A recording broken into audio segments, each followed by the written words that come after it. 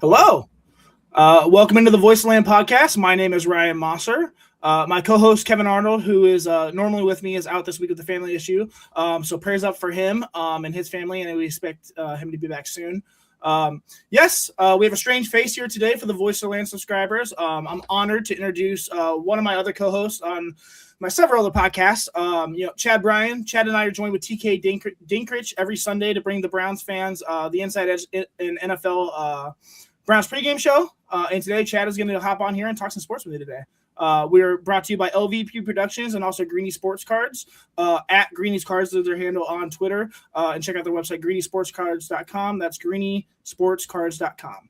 How's it going, Chad? I'm stoked to have you, co-host the show with me this week, and I'm grateful that you joined me with such short notice, man. Yeah, man. Hey, I'm excited to be on. I was honored that you asked. Listen, and no matter how familiar any viewers get with I'm still going to be a strange face. So there's that. But yeah, thanks for having me on, man. I'm super excited. I'm really looking forward to this. Yeah, man. I'm really, really grateful. Yeah, like I said, Chad and I, we do the Inside Edge Network pregame show every Sunday. We'll also do that this Sunday, so check us out. I retweet it out on my Twitter usually Sunday starting, I think we're doing noon. So, I figured today we just jump in here and talk some Browns head coaching candidates. First, I'm so awful at leading, at hosting. I'm usually the co-host, unless it's my Commissioner's Couch podcast, and I do that with my buddy Dave. I'm the host there. But this is only like third or fourth time doing this. So, this is your first time with VTL. What are you most excited to bring to the show today? Honestly, I love having conversations. I love talking with you about football. I'm not super excited about the Browns head coaching search right now. I'll be honest with you. Right. Yeah. I feel like we're on crumbs now, right? Like this is not the main meal anymore. Like someone ate them left, and they might taste okay when you look at them. But I don't know, man. As we get in depth a little bit. And first, Ryan, if it's okay, let me just introduce myself a little bit. Yeah, please go ahead. Sorry. It's okay, just so no one plug all your shows too, bud. I just want someone to know who I am. Listen, I am a 2025 state champion with the Glenville Tar Blooders. Mm-hmm. I am signed with Ohio State. I'm going to go there and play linebacker this year, right? I'm the 2025 Max Preps Ohio High School. Wait, this was your last guess. No, I'm reading the wrong thing. Yeah, that was Sincere Johnson. I was like, I don't have any memory of doing any of this stuff, man. That's crazy. No, that was a great. No, listen, if you haven't seen the interview with Sincere Johnson, please check out their previous episode. That was amazing. I just watched that interview just a little bit ago, actually. I've been catching bits and pieces of it. Just what a cool thing to have Sincere Johnson on, man. Honestly, to talk about coaching. I mean, the whole story was just like I was like on the edge of my seat listening to him talk, man. It was pretty cool. Really, really surreal opportunity, man. He's a really nice guy, humble kid, and we're super excited to see how he progresses through Ohio State, and hopefully we'll hear his name like Arvo Reese here soon on the NFL draft. So yeah, Coach Ginn talked about the intelligence, leading the defense, 6'3", 220, high football IQ. I would think we'll probably hear his name sooner than later. So yeah, definitely best of him, man. It was a great interview. Just seems like a great kid. Can't wait to see him do well in Columbus. Yeah, man. Thanks, man. Yeah. Really grateful for him to come on too, like I said, and Kevin's wife, Jana, for, hooking us up with him. So, yeah. Go check out our last episode. Yeah, Sincere Johnson. We interviewed him, like Chad said, super 5-star elite prospect for Ohio State. He's actually down in Columbus right now taking classes, and he's going to be on, Buckeye Saturdays here pretty soon. So, number 2 linebacker recruit in the country. Pretty impressive. Yeah, very excited. All right, going into this head coaching search, one just fell today, right? Jesse Minter just got hired on with Baltimore. I personally saw that coming, to be honest. He's got that connection with Jim Harbaugh from Michigan all the way back, and then going to obviously, with the Chargers. And I understand Baltimore went in another direction with Jim's brother John, but out of respect for Jesse, I'm sure he put in a really, really good word, and I'm sure they hold Jim Harbaugh's name valuable. So good for him. I didn't necessarily 100% want him for the Browns, and now we're gonna be playing him, so we'll see. I don't know. Yeah. Listen, I think it hurts when you watch your team when people keep pulling themselves out of the consideration. I think it hurts a little bit. I don't know that it's necessarily a reflection on the team or the franchise every time, but every time it happens to the Browns, I feel like it's a reflection on the team and the franchise. Like this has got to be the Haslams, right? Like somebody came in here, they met with the Haslams, and I know Mike McDaniel was here before. He pulled his name out last week of the coaching search, and he was the wide receivers coach here. That was a whole mess anyway. Freddie Kitchen, whatever. But I feel like he's been here. He's seen the dysfunction close up, and he probably came in and had that first interview and said, "Listen, the Haslams aren't any different. Jimmy Haslam's not. I'm not. He hasn't changed. I'm not doing this to myself, right?" So I don't blame him. He's going to take a quick step back and be the offensive coordinator for where did he go? He went to the Chargers. The Chargers, that's right. I got confused with the Hardballs. Yeah, he's going out there, and I don't blame him at all. I think that's honestly, it feels like a step back or whatever. You could say, I mean, it is a step back from being a head coach, but is it a step back from being the Browns head coach right now? I don't know. I'm just not sure. So, I think it hurts to see these guys pull their names out of the consideration. And it's weird because now we're left with what? We're left with 4 names, right? We've got Rams passing game coordinator Nate Shieldhouse. Okay, he's there. Jaguars OC Grant Udinski. We've got Ravens OC Todd Monken and our current defensive coordinator Jim Schwartz. That's it. Listen, I don't think. Well, but wait. Actually, rejoice, Browns fans, because I did hear there may be another name that the Browns are circling back around to, but it's just offensive coordinator for the Bengals, Dan Pitcher, right? And it's like, okay, well, I don't mean to poo-poo him. He clearly is doing better in his profession than I am. I'm not an NFL coach, and I don't mean to throw stones, but this feels a little bit like asking the guy who is like the crime-fighting coordinator for the Avengers to go help out the Krusty Krab crew, right? Like, and have them get the same results. Like, it's not going to happen. You've got Joe Burrow, and I get he gets the credit for working with Joe Burrow. He's the quarterback's coach there. You've got Joe Burrow, you've got T. Higgins, you've got Jamar Chase. We don't have any of that stuff here. Like, we have nothing resembling any of that here. So to expect Dan Pitcher to come from Cincinnati to Cleveland and just go, okay, well, now he's going to turn our offense around the way he did the Bengals offense, I think is unrealistic. I don't know. I mean, but are you on the same page with me? Like, do you feel like it's less the coach and more there's got to be something here to work with, right? I just think it might be timing as well. I think this is being handled poorly. It looks like we are waiting on Nate Shieldhouse next week. To apply for to apply. Oh my God, I cannot talk today. To be, oh my God, guys, to make sure that we are in the Rooney Rule. Something about the Rooney Rule, guys. We have to do the Rooney Rule. I can't use words today. Words are hard. I'm a caveman, apparently. And so, when Mike McDaniel is looking at, opportunities elsewhere and saying, hey, guys, I can't sit around forever. These jobs are going to be taken. You can't be dragging your feet.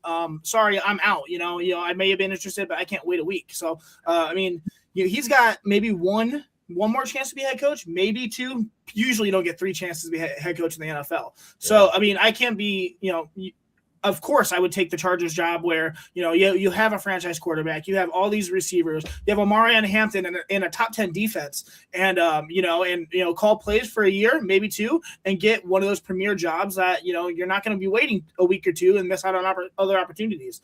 Same with Jesse Minter. I mean, you have an MVP candidate in Lamar Jackson. You are going to take your hat out of the Browns ring of head coaching candidates when, you have Shedeur Sanders, Dylan Gabriel, and, Deshaun Watson at your disposal, and that's it. Yes, we have 6th overall pick, and I think 24th or 28th, I don't know, for the Jaguars, but nonetheless, like, it's uncertainty at the position, and both of those jobs have top 10 quarterbacks at any time. So Lamar had a bad year this year because of injuries and maybe some yips with on the run game, but nonetheless, he's still Lamar Jackson. So sure. I don't necessarily blame them. I question the timing of this. I don't know. I just feel like Grant Udinski is going to be the guy. And, it's for me, I think it's stupid personally. I mean, Browns fans are hammering for this guy and none of you have heard of him. Nobody's heard of this dude other than 2 weeks ago, I mean, shout out to the group chat in my, but these guys, some of my buddies are, oh my gosh, Udinski. And literally none of us have heard of this dude. He doesn't call plays. He's never called plays in the NFL. I mean, that's Liam Cohen calling the plays. And I don't know. The argument is he helped develop Trevor Lawrence into a more efficient rhythm-based passer. I mean, does that qualify him to be a head coach? I don't know. Does it maybe a quarterback coach? Certainly. I understand the idea of it being enticing that this guy, he comes from a unique, coaching style. He's a QB centric offense, heavy RPO, quick game timing, motion misdirection. He could be a fun guy, but nonetheless, we have no proof that he, like I said, Liam Cohen is calling these plays. If Udinski becomes the guy, cool. I'm happy. I don't know if he's necessarily qualified for the position, especially when you have guys out there like Sean McDermott or Jim Schwartz in house, who I personally would just promote him to head coach personally. But nonetheless, I understand that Andrew Berry is trying to find this next Sean McVay, this next revolutionary play caller, revolutionary head coach. But it's either that or he falls flat in your face. Are you willing to bet you already picked Kevin Stefanski to come along and that failed miserably. This is your last chance as the GM. Are you going to go after the guy and hope that, he's the next, hopeful guy who's going to be the revolutionary play caller? Or are you going to go with a proven ex-head coach and, Jim Schwartz, who necessarily didn't do a great job in Detroit, but, that's a lifetime ago. And, it's what have you done recently? And, this defense is a top 5 defense, despite the woes of the offense, despite what Andrew Berry has done with putting us in the position of having no offensive line, no receivers, a 5th round, a 3rd round quarterback, and a bunch of old guys. Like Andrew, it's annoying that he's here personally. He should have been gone with Kevin, but he's here and he's in charge of picking these coaches, man. And I don't trust them. I don't know. Yeah, I don't know if I trust him either. The draft last year in parts was better. Sure. Then you reached for Dylan Gabriel in the 3rd round. I still can't figure that out.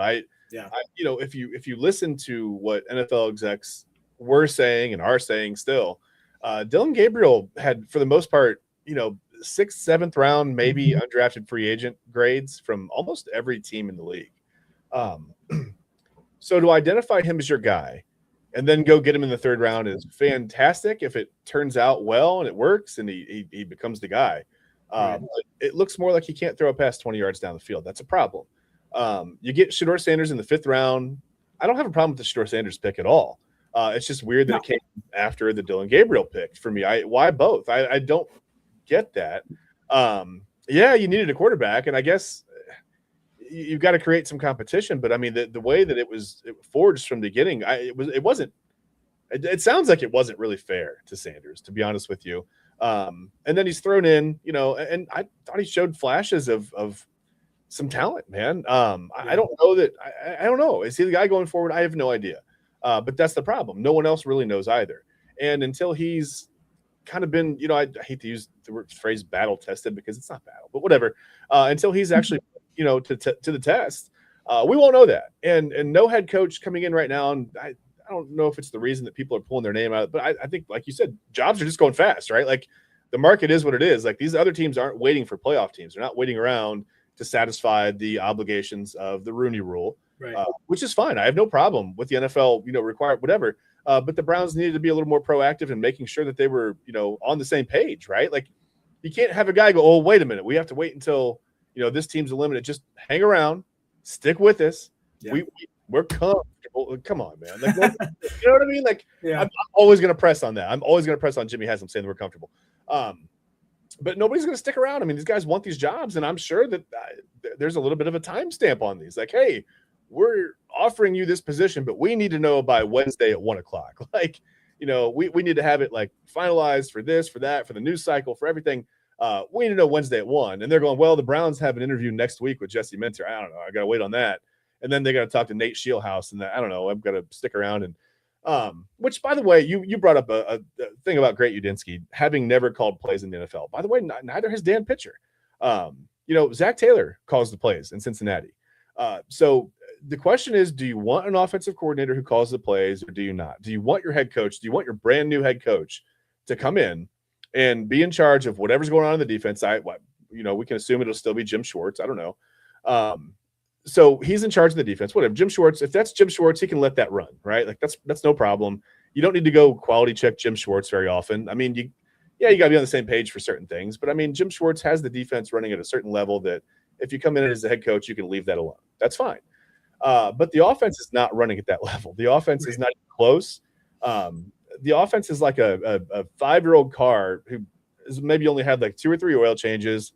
It's got no gas. It's got one tire's missing. It's running on a rim, right? Like it's just like Sounds like my wife's car. It's terrible. No, it's in bad shape. It's just in really, really bad shape. And as a head coach, you don't want to. I don't know that you want to come in and strap a guy with the. I don't know. Do you want your head coach calling plays or not? And then on top of that, you're hiring a head coach to come in and have more responsibility than he's ever had, right? Guys like Udinski, and they've never even called plays. So now they're a head coach. Now they're calling plays for the first time as a head coach, not as an offensive coordinator, and they're in charge of everything. They're in charge of 53 guys, every room, all the coaching staff, the media stuff. You're answering to Andrew Berry, to the Haslams. It's a lot, man. It's just a lot. And I think it's a lot to ask of a guy who's never been a head coach to come in and be in charge of all that. I mean, listen, it's really easy, I think, to go in if you have some intelligence. I've gotten hired for jobs that were probably above my pay grade. You walk in, it's easy to impress for 15 or 20 minutes in an interview or however long these interviews. I've never been treated to a steak dinner as an NFL head coach. I've never had one of those interviews. I've got many applications in all around the league, just no calls yet. Working on that.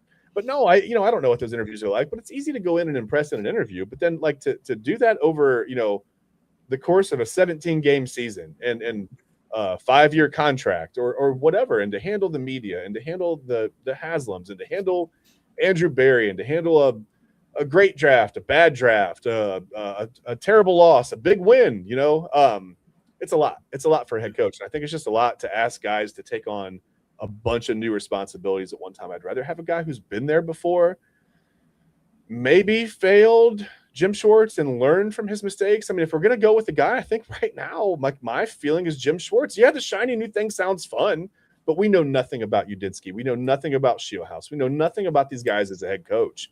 It could go horribly wrong. And then where are you? I mean, in 2 or 3 years, you're starting right back over. This time, Barry's probably gone. Myles Garrett's 2 or 3 years older. Denzel Ward's 2 or 3. Now we're talking about possibly a complete teardown and rebuild. And we'll have wasted these 2 or 3 seasons because we wanted to hire the next Sean McVay. I don't know, man. It's a hard call to make. Yeah, and with Jim, I mean, obviously the goal in the organization is retention of Jim Schwartz. They would like to retain him as defensive coordinator, but yeah, we have him under contract for another. Is it 1 more year, 2 more years? He's going to be here regardless on contract, unless he gets promoted elsewhere and takes other jobs. He did interview with the Ravens, and obviously they didn't go with him. But I mean, to an extent, how much disrespect is he going to feel as a former head coach? He's had 2 interviews with the Browns, and of course they go with a 30-year-old unproven guy who's never called plays. Daryl Ryder from 92 Through the Fan has mentioned, he thinks that, I mean, obviously I don't think he's talking about sources here. It's just what he wants. But Shieldhouse may be coming in as the OC for Udinski as the head coach. So then, I mean, if we're hiring a head coach, Udinski, say we hire him, we're obviously hiring him because we think he's offensive mind. He's the next Sean McVay. So clearly, you're going to want him to call plays. We're not going to necessarily want an offensive coordinator unless they work together. But if the intention of hiring this dude is the next young up-and-coming coach, you're going to want him to call plays, because otherwise, what are we doing here? Especially with the mind that he has allegedly. And then same with Shieldhouse. What's that? Yeah. He just becomes a clock manager at that point. He's like, yeah. So I mean, with Nate Shieldhouse, he's never going to be the OC. Obviously, he's got the coaching tree. Where is he at? He was with I lost him here. Kevin O'Connell, Zach Taylor, that one. Sean McVay, I think. Yeah, he's with the Rams. That's I don't know, man. It's a lot of hope and prayer, and not a lot of what have you actually done for me. And that's concerning to me, man. If they hire any defensive coach, which I don't think they will, but as a head coach, Jim Schwartz is gone. I think if they hire one of these 30-year-old guys, Jim Schwartz, obviously they want to retain him. They're going to try to retain him, but is he going to want to stay? I mean, I don't know. I would personally feel, disrespected. And then obviously the big meal ticket here is Sean McDermott. I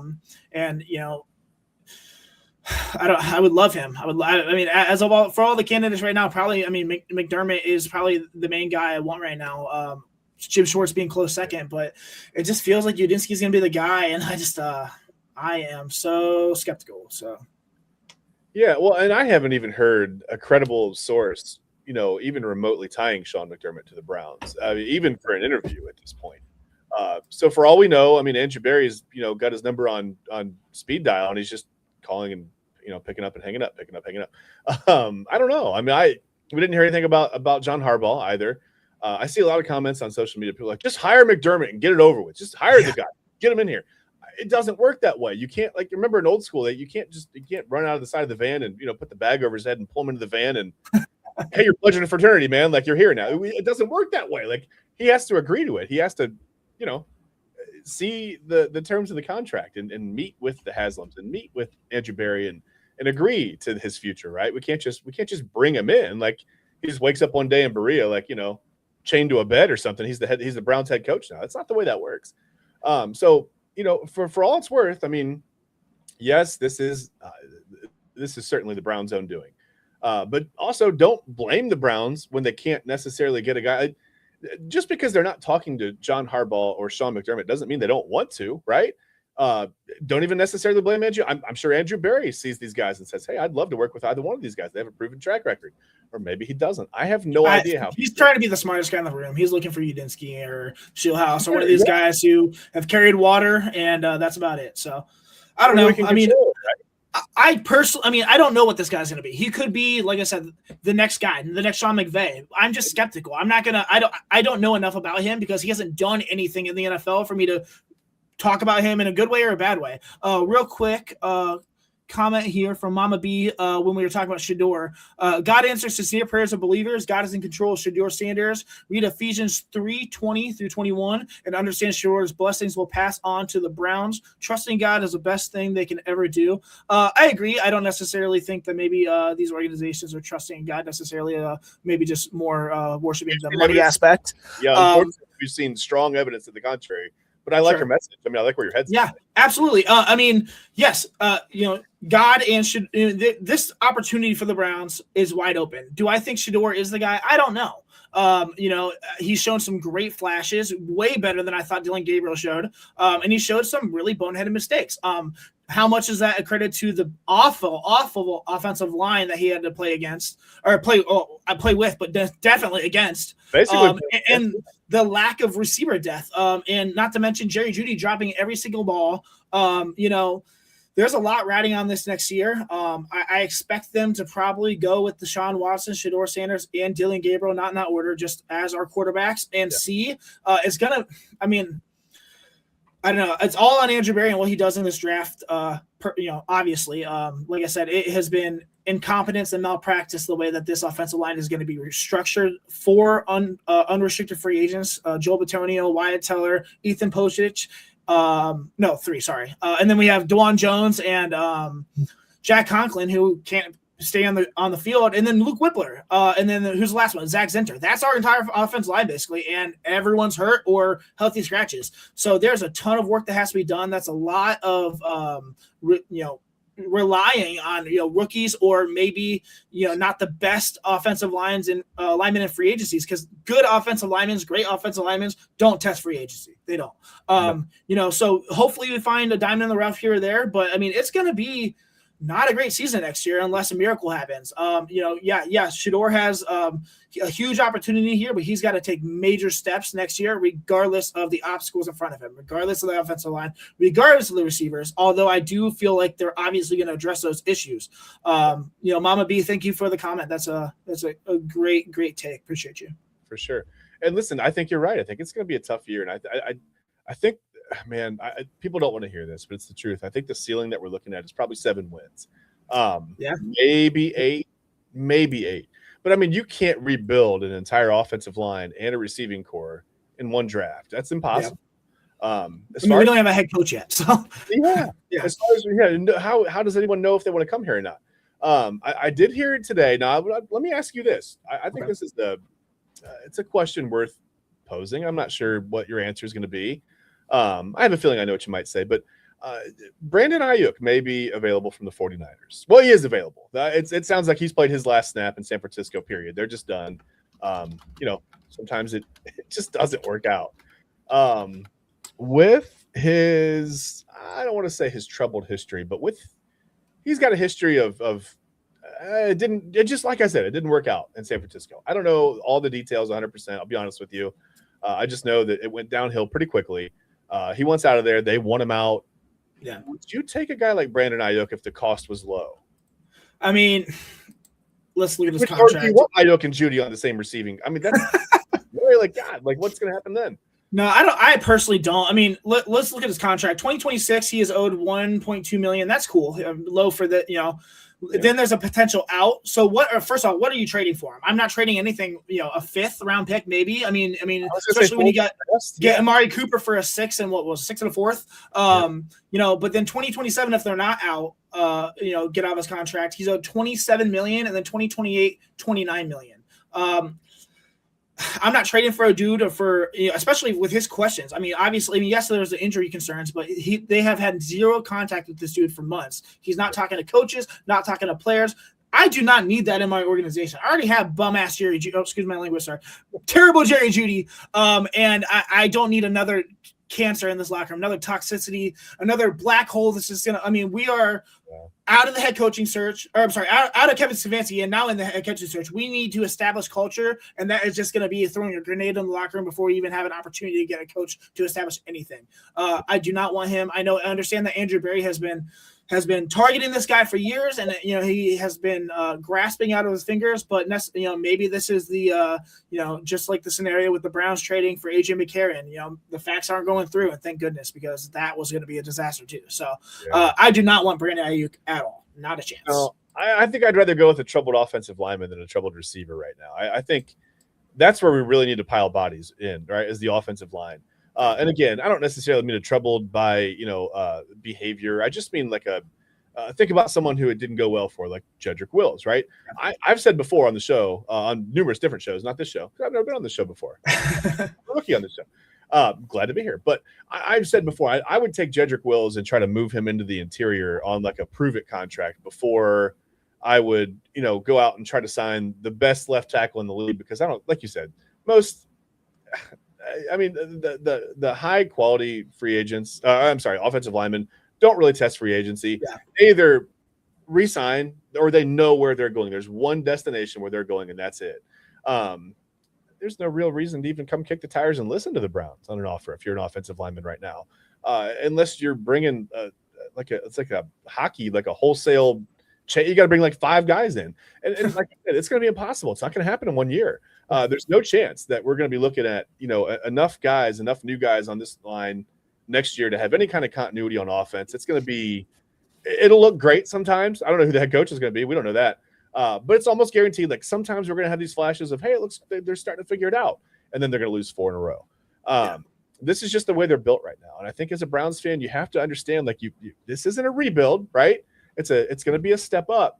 Unfortunately, a step up from 3 wins is 5 wins. And then a step up from 5 wins, I feel like, is 7. I really feel like we're looking at a 7-10 team next year. Maybe 8-9. Maybe get into the NFC South. Maybe we can do something. I don't know. Before I predict anything, I'm expecting a 3-win season because that's what we've had the last 2 seasons. But we don't have a head coach. We have we don't know what this team is going to be next year at all. So I'm not going to predict a score. All I can go off of is what we've had recently, and that's just poor football. I just know the way this organization moves, right? Sure. I know the way that they go from season to season, coach to coach, GM to GM. I don't expect them to bring in a wholesale crew in here, a new coaching staff that's going to miraculously bring the Browns to 15-2. I guess that's my point. I think the opposite is going to happen. You're thinking 7-8 wins. I'm thinking much less than that. We'll see. I'm not being pessimistic. I'm so realistic. I'm so logical with this stuff.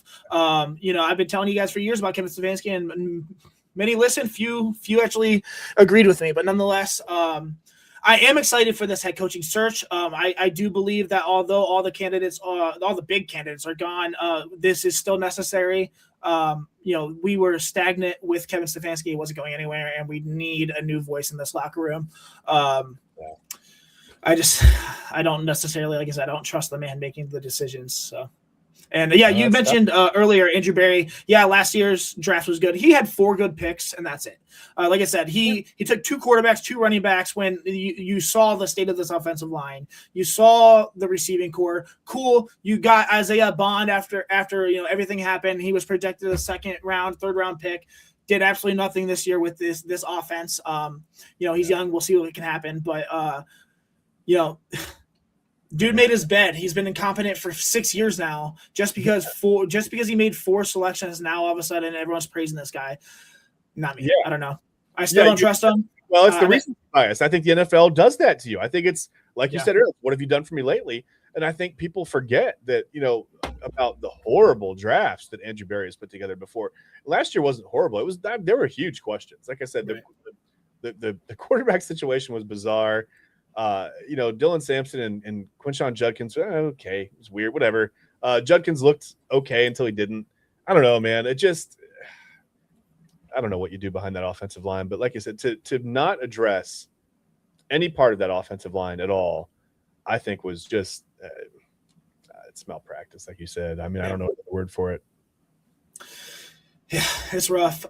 So I mean, we talked about some candidates. Who is your top candidate? Who do you prefer?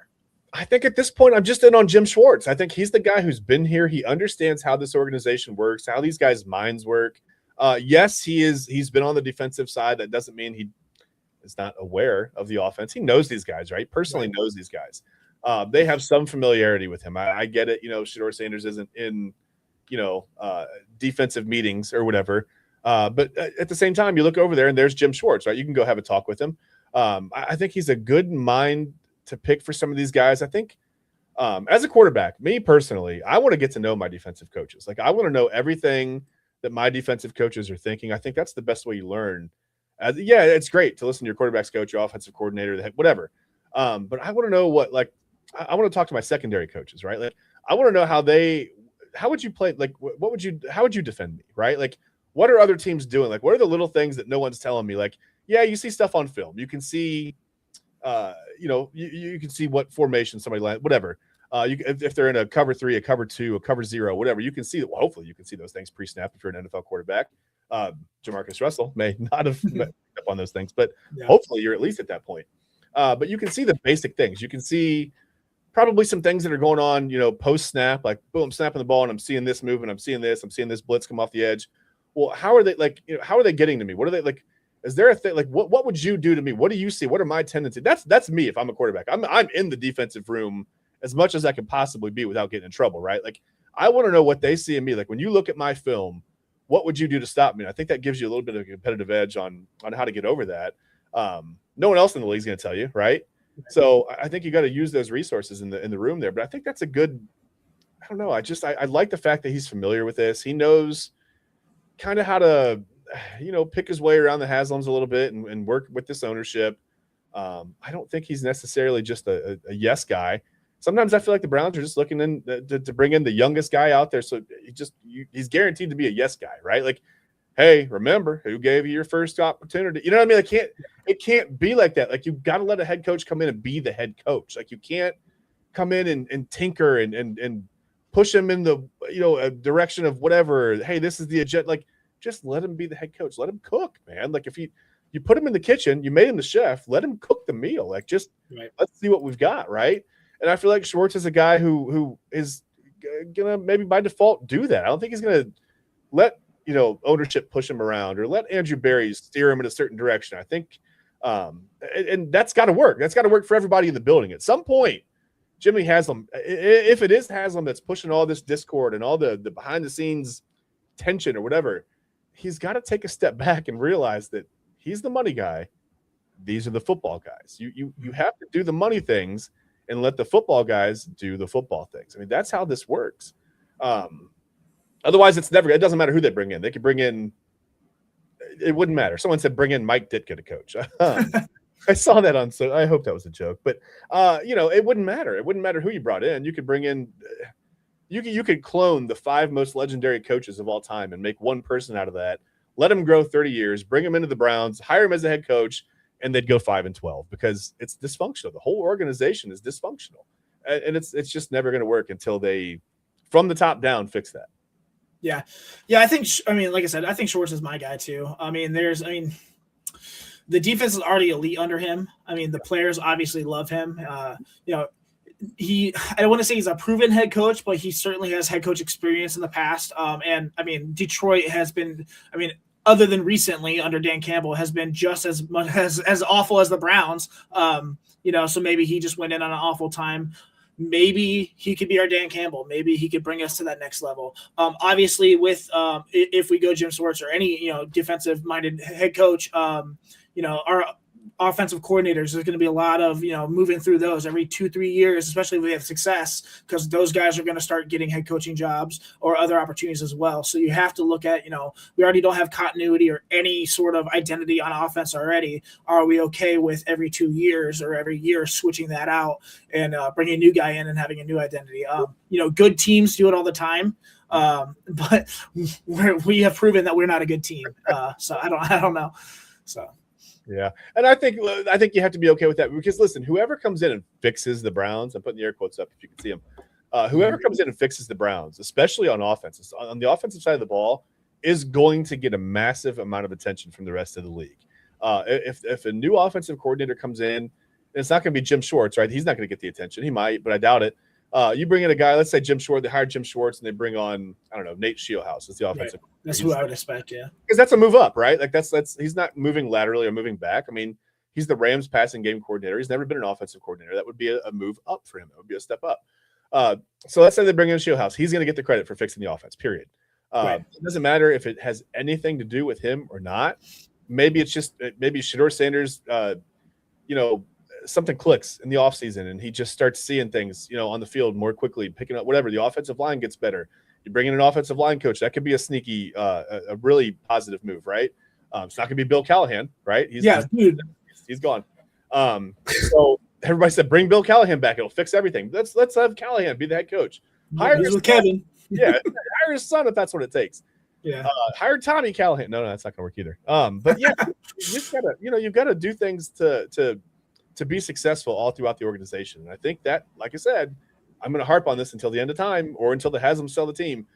That means fixing it from the top down. There can't be dysfunction within the ownership. You can't have that and have a successful franchise. I mean, speaking of the Rooney Rule, look at the Pittsburgh Steelers and the Rooney family. I mean, they stay out of it. Like, you only hear about the Rooneys because everyone talks about how amazing the Rooneys are. That's it. You don't hear these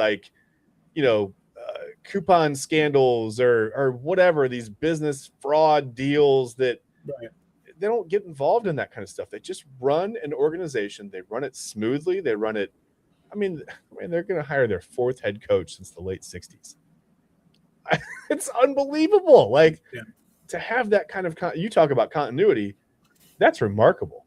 I don't think the Browns should try to model themselves after that, because that's impossible. That's never going to happen again. We're never going to see anything like that ever again. I mean, we've only ever seen it with the Steelers, period. So no, to try to model yourself after that is unreasonable, of course. But I think that you can, as Jimmy Haslam, you can look at the Rooneys and go, okay, what do the Rooneys do that I'm not doing here?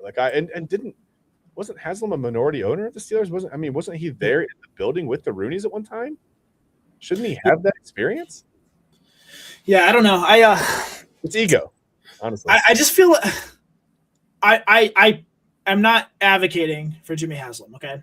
But we did see, before Kevin Stefanski, he was very involved, very hands-on.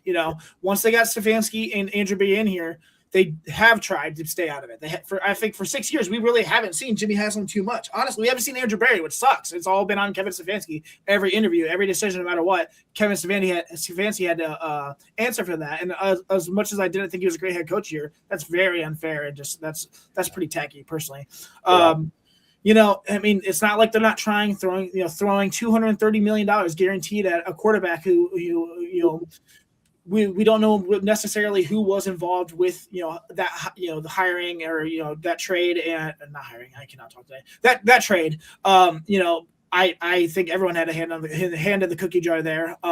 But you can't say it's lack for not trying. I just think, when you have no guidance, when you have yes, it starts with the Haslam, but when you don't have a GM who is on the game, on his stuff, we're gonna have 7 years of this, 7 years of incompetence. Kevin Stefanski wasn't the only reason the Browns were bad. It was also Andrew Berry's fault. Yeah, but we've had every kind of GM in here. We've had every kind of guy. We've had Mike Holmgren. We've had it's like Ray Farmer, who hates receivers. Hated receivers. So what was his but I always picture, I always made the joke. I imagined Ray Farmer, his stereo system must have been horrible back in the day before they had like the whole, like, he just had all these surround sound speakers, but no receiver. Like he couldn't even listen to it. But he tried to make a call to buy one on the field, but then got in trouble. Exactly. We've had every kind of GM in here. We've had football guys. We've had Harvard guys. We've had the smart guy. We've had whatever. None of it has worked. Why? There has to be a reason, right? It's not just a curse. The land's not cursed. Maybe it is. I don't know. But there has to be a reason for it. There has to be. There's a source of the dysfunction, and it's somewhere. And everything seems to point toward ownership, and it's maddening because all you have to do is sign the checks and just stay out of the way. And lately, I will give you that point. You're right. I mean, lately it does seem like we've seen less of Jimmy Haslam. I don't know if it's they're involved in the Columbus thing. I have no idea what's going on with them, but or Milwaukee too. So yeah, right. So their interests are split a little bit, and maybe that's good for the Browns. But we haven't seen it on the field. We saw some mild success under Kevin Stefanski. 2-time Coach of the Year was great. But again, I think anything you do positive in Cleveland gets participation trophy. Yeah, it just gets ultimate attention, right? It's like, oh my God, they won 10 games. You have to give him the award. I don't care what happened in the rest of the league. Like somehow someone won 10, 11 games in Cleveland. You've got to give them the award. I think that that's part of it. I don't know. It's really it comes down to the dysfunction from the top, and it comes down to, and this is on the GM, not being able to identify your guys in the draft, right? There are all kinds of wide receivers that come out of the draft in the first, second, third round that go to the NFL and play immediately, and they're 80 catch, 1,000-yard, 6, 7, 8 touchdown guys. That'd be fantastic here, right? Very few drops. There's all kinds of quarterbacks that people are able to analyze and develop, and other organizations do this. I mean, the Bears finally figured it out with Caleb Williams, right? They have Caleb Williams. They did a thing. And as soon as they had him, as soon as they identified that he was the guy, what'd they do? They started building around him, right? Yep. Got a great head coach. Yeah. Head coach, offensive line, receivers. They did all the right things. We had a guy who I felt like could have been the guy at quarterback. And I'm going to segue this into a whole other topic. Let's do it. Because I want to ask you a question about Baker Mayfield. We had a guy here who I felt like we had identified as being the guy. Yes, he was a little immature, but if you read news reports, Ryan, recently, maybe he's shown a little bit of that. I don't want to say immaturity. He's just got some fire, man. Sometimes you're going to have to deal with some fiery personalities, right? Baker Mayfield wears his emotions on his sleeve. That's it. I mean, he's that guy. That's what fires him up. That's what motivates him on the field. Probably motivates him in the weight room, whatever, right? So I had mentioned on the legal formation, I asked TK, I said, man, do you think Kevin Stefanski going down to Atlanta is going to like rekindle this fire in Baker Mayfield? And I don't know, what was it, 3 or 4 days later? Yep. Here comes the tweet, right? Where like now they're kind of going at it a little bit publicly. They aren't going at it, but Baker mentioned, Kevin Stefanski, the lack of contact. I'm sure you saw the Joe Thomas tweet where he said, it's a two-way street, and he's not wrong. Listen, I have no idea what the history is between Baker Mayfield and Kevin Stefanski. I don't know how it was before the trade. I don't know how it was after the trade, but it doesn't seem to be too rosy. So do you make anything of that? I mean, why would they not contact each other? I mean, I don't think that's typical, right? I mean, head coaches and quarterbacks normally get along to the point where if one guy gets traded or a guy gets fired, a coach gets fired, whatever, I'm sure they talk. What do you make of this whole Baker Mayfield, Kevin Stefanski thing? First off, I love Baker Mayfield. I do not care. I think it's a blunder that he's not a Browns quarterback. I don't care about, he would have blah, blah, blah if he would have stayed. I don't give a crap, dude. I don't care. I don't care. Baker, the national media has been talking about Baker as in he has matured. He has, Baker is still Baker. Baker has just been successful. And when Baker's successful, then it's tolerable and fun. But when he's not successful, then maybe, so I don't know. I think that, yes, it is a two-way street. I think it would have been incredibly awkward, or maybe Baker would have taken it the wrong way if Kevin would have messaged him, hey, man, blah, I don't know, especially when Baker has specifically already asked to be out. He was the one that requested the trade. So, he's not innocent in this either. In terms of Baker Mayfield being Baker Mayfield, he fuels on this stuff. He just needs any excuse about anything to get a little chip on his shoulder, because when he has a chip on his shoulder and he's playing pissed off or playing with a grudge, that's when he is successful. So of course he thinks, oh, he was treated like a piece of garbage, thrown out, when even though he requested the trade, I actually agree with Joe Thomas here. The better way would have been Baker to reach out to Kevin and be like, hey, man, thanks for coaching me. Appreciate the opportunity. Good luck in the future. If Kevin would have, messaged Baker, it would have been a whole, oh, he's acting like a douche. He's, this, that, So I understand Baker's side of it. I don't necessarily agree with it. But in terms of just football in general, I am so excited that they're in the same division. Like you said, see a twice a year coach, because that's going to be fun football. Baker got some weapons. Kevin's got some weapons. We'll see if Kevin can finally be competent and scheme better. I mean, obviously it's not going to be as difficult when you have Bijan, Drake London, Kyle Pitts, and an offensive line that's relatively good. We'll see what he has in quarterback, but nonetheless, I don't think he's a good coach. So I'm really excited to see what happens when he has much better pieces on his team. But like I said, Baker's got a ton of pieces. He's got Mecca Buka, Bucky Irving. Everyone's going to get healthy, and it's going to be a lot of fun. That defense has got to get better for sure. Buccaneers defense, especially the run game, is really, really bad. But nonetheless, that's primetime football. That's setting a narrative. That's already showing, what's to come, and it's going to be entertainment and fun. And I'm going to be locked in. I would have never cared before about, Buccaneers versus the Falcons, but I'm going to watch both those games this year. Listen, if I would have told you 24 months ago that Kevin Stefanski and Baker Mayfield were going to make the NFC South must-see football, you never would have asked me to be on this show. Right. You know what I mean? It's wild where we are now. It's crazy how that's developed, but hey, We're here. That's where we are. So interesting to see for sure. Yeah, I'm excited. I don't know. It's interesting also. I mean, Kevin bringing in, Tommy Rees. Didn't Bubba Ventrone go there too? I don't know about Bubba Ventrone. I haven't seen anything or heard maybe. For some reason, I thought he was, but nonetheless, he's bringing these guys. He's bringing Tommy Rees, so he's obviously saying, "Oh, this wasn't my fault. This wasn't Tommy's fault. This was lack of position players on my team. This is absolutely Andrew Berry's fault." So, he's kind of doubling down there and giving it a slight. Obviously, they seemed like they were working congruently. They were symbiotic throughout the 7 years, but obviously in the last year he lost control and definitely took a step down the totem pole a bit, and now he's ready to strike back. So it's just going to be fun next year. Unfortunately, the Browns are caught in the middle of it, but nonetheless, it's going to be fun. I think a lot of adults can disagree at work and still get along personally, and I think that's maybe where Stefanski and Berry were. I just think they different philosophies, different mindset, different perspectives on things, but I think both of them are intelligent and professional enough to, at least, I don't know, give the dog and pony show of getting along when it comes to the public. But yeah, I think if you see that dissension, if you're a fan or whatever, you see that from the outside looking in, it looks really bad. It's a terrible look. It probably keeps you from getting hired again in this league. So I think both of them, maybe a little self-preservation. But like I said, I think adults tend to, and that's another point I was going to make about Baker Mayfield. I understand where he's coming from. Don't necessarily agree with the way he handles things all the time. I think there's a Baker, so yeah, I think there's a way.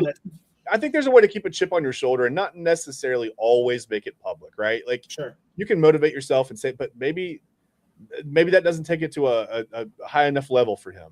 The motivation factor. Maybe he needs the media constantly asking, "Hey, with Kevin Stefanski now in this division, okay, I couldn't do it on my own, but that pissed me off. Right now, I'm ready to play.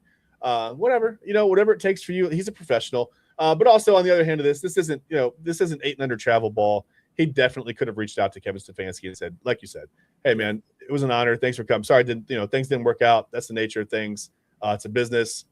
Appreciate the however many years with you, whatever. Good luck to you. It could have been done." But like you said, I think Baker likes to leave those things open for a little bit of motivation factor. So that's okay too. Whatever. Yeah, for sure.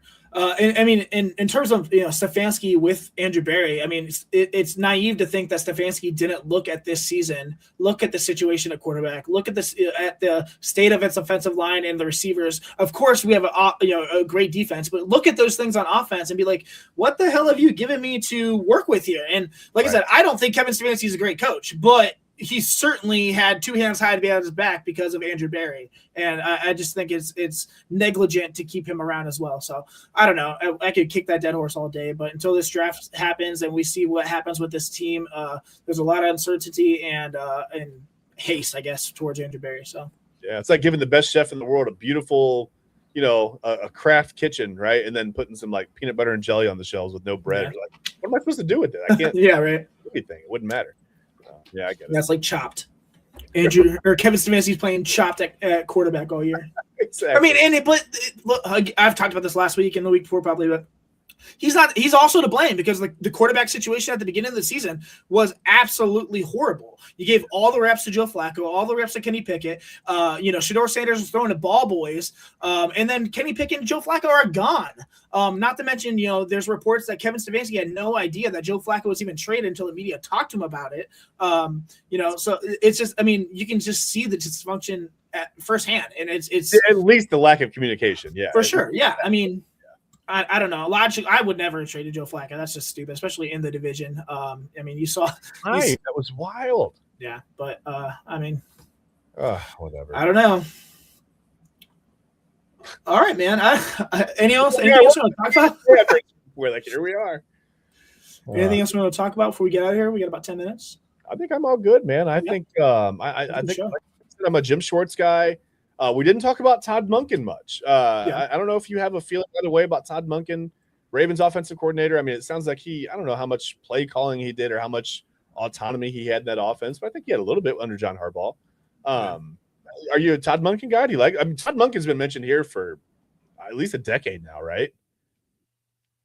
Yeah, I mean, he was here too. I mean, didn't he run the air raid? Am I crazy there? Wasn't he the one that ran the air raid for the Browns? Oh, no. Yeah, no, I think that's – he's been talked about as the head coach here for a long time. I don't know. I mean, he's worked under Mike Gundy, Bruce Arians, obviously John Harbaugh, offensive coach, so we would retain Jim Schwartz if that's the case. He's probably outside of the guys who've had head coaching experience, probably the most has the most experience for a coordinator job to become a head coach. I mean, he helped Lamar Jackson play the most efficient football of his career. So how would you feel about top three coaching staff of Todd Monken as the head coach, defensive coordinator Jim Schwartz, and offensive coordinator Nate Scheelhaase? How would you feel about that? Again, Scheelhaase, I don't know. I have no idea. I mean, yeah, they say he's innovative. They're saying 2 years from now he's going to be one of the top candidates. So why not go get him now? I mean, Kevin O'Connell, Zach Taylor, indirect influence there. He's never called plays. He's never been offensive coordinator. So I would give him the shot, I guess. I don't necessarily know if I like Todd Monken too well. Like I said, I have probably 2 or 3 other candidates that I would rather have in front of him. But I don't have a decision, and we're going to be stuck with it. So whoever the guy is, we're going to have to try to find faith in. We're going to have to have some sort of optimism and hope that him and Andrew Berry can get this stuff right, man, because we're so tired of it. Man, being a Browns fan is so hard, guys. It's so hard. It's tough. But I love it. It sucks. Why do I love it? I'm a masochistic, I guess. I have no idea. You're a glutton for punishment. That's it. Yeah, dude. I don't know. That's the only reason. Yeah. It's not the color scheme. It's not the orange and brown. I can tell you that. Yeah. All right, Chad, go ahead and plug yourself real quick, brother. Sounds good. No.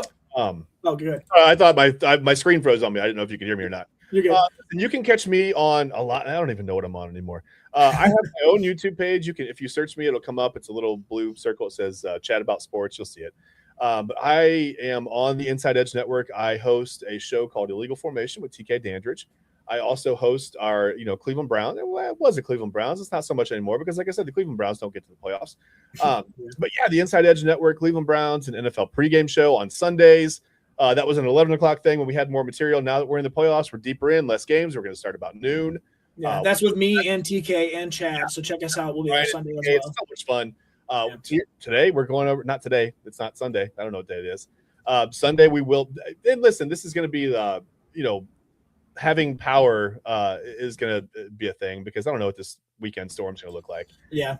But Sunday we plan on going over some. What are we going over Sunday? What are we talking about? We got to talk about the draft. I mean, I don't know. Last week we talked a couple of our offensive tackle candidates. Going to go interior offensive line this week. Cool. I can do guard centers. I have those done. So let's do guards and centers. Let's go. Let's look at the guys who didn't quite make it to tackles. Didn't have the footwork. Maybe some maulers on the inside that we can bring in here to help. I don't know. Help the running game at least a little bit to give something. Shedeur Sanders is an excellent play action quarterback. When there's no threat of a run, there's no threat of play action. You don't have to worry about that. So we'll talk about interior offensive linemen, maybe targets in the draft. We'll stick with the draft. We're not going to do free agency. We don't care about that. We'll talk about the draft, and then we're going to break down the AFC and NFC championship games. We are getting to the cusp of the Super Bowl. Crazy, dude. I can't believe the season's winding down like this. So but fast. AFC and NFC championship game. And then you can also, like I said, I do a show on my own. It's called The Sports Show with No Name. That's here on YouTube. Again, if you just search for me and look for my face, you may not want to see my face, but you might want to hear me talk about sports. So you can just put it on, you don't have to look at the screen or whatever. You can just listen to it. But yeah, that's me. I'm in a little bit of everything. I'm also on a show called Thursday Topics with Eli Moon. We'll be doing that tonight about 10 o'clock. So if you like your sports late night style, we'll be talking about some of the same stuff. We'll talk about the Browns head coaching search. And we will react to the college football national championship, the Indiana Hoosiers winning their first title over the Miami Hurricanes. That was crazy. Fun game. We'll talk about that a little bit. But yeah, that's me. So I'm Chad Bryan. Thank you guys so much for listening to me, for putting up with me for about an hour now. I think we've been talking for an hour, Ryan. It's crazy. Time flies. Yeah. Sports, man. Crazy. Once again, thank you, Chad. Thank you for coming on such short notice, man. It's always a blast talking with you, man. Hopefully I'll keep you on retention. So anytime I need a co-host, I'll just, hey buddy, you want to hop on? We always have a good time, and it's always some great content. I just want to reiterate, we are brought to you by LVP Productions and also Greeny Sports Cards. Follow them on all socials at Greeny Cards, and check out their website, greenysportscards.com. That's greenysportscards.com. My name is Ryan Mosser. Once again, my co-host Kevin Arnold, who is usually with me, is not here today with some family issues. Hopefully that'll be resolved, and we'll see him very soon. Thank you again. Thank you so much, Chad. Thank you for tuning in. 135 of you guys here today. Really, really grateful for you all. This has been the Voice of Land podcast, and we'll see you next Thursday at 6 o'clock. Thank you so much.